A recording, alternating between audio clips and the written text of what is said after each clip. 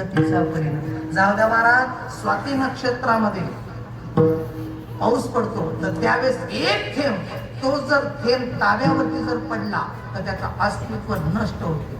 पण तो स्वाती नक्षत्रातला एक थेंब तो जर शिंपल्यामध्ये जर पडला त्याचा मृत्यू होतो. तोच स्वाती नक्षत्रातला थेंब सापाच्या तोंडात जर पडला तर त्याचं विष होते. बरोबर आहे? तोच थेंब. मग आता बघा मला, स्वाती नक्षत्रातला तोच थेंब आहे, पण पडल्याच्या नंतर तोच थेंब जर मला कमळाच्या ज्या पाकळ्यावरती जर पडला तर मोठ्या सापात चमकतो. बघा, एकच थेंब आहे, पण संगती ताऱ्यावरती पडला त्याचा अस्तित्व नसतं झालं. सापाच्या तोंडात पडला त्याचं विष झालं.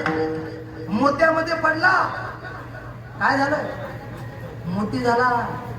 बरोबर, एकच थेंब आहे का नाही? फक्त पडला. तसं एवढंच नाही, कुंभार मळके घडवतो, मळके. बरोबर आहे?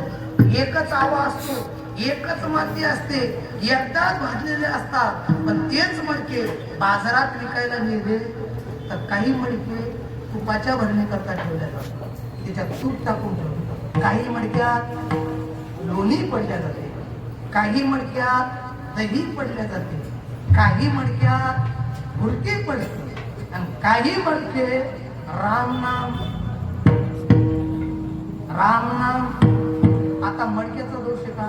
मडके एकाच आव्यातले फक्त एका भिन्न ठिकाणी गेले. एवढेच नाही, आपले फुलं येतं. बरोबर आहे? रानातले फुलं येतं. ते फुलं ज्यावेळेस रानातून एकच माळी तोडून आणतो आणि तोडून आणल्याच्या नंतर एकच फुलं असतात. काही फुलं देवाच्या गळ्यामध्ये पडतात, काही फुलं महाराजाच्या गळ्यात पडतात, आणि काही फुलं राम नाम